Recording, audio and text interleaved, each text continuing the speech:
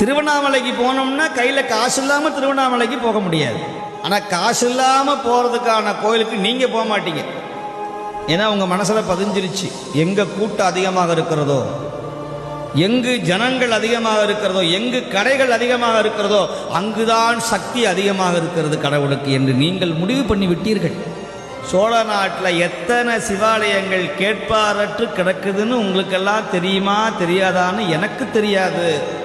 ஆனால் எனக்கு தெரியும், எத்தனையோ பாடல் பெற்ற தலங்கள், வெறும் ஆடு மாடுகள் மட்டுமே வழிபடக்கூடிய இடங்கள், ஜந்துக்கள் வழிபடக்கூடிய சிவாலயங்கள், முருகன் மட்டுமே அமைதியாக தன்னந்தனியாக நிற்கிற ஆலயங்கள் எத்தனையோ உண்டு, அம்பிகை முதற்கொண்டு.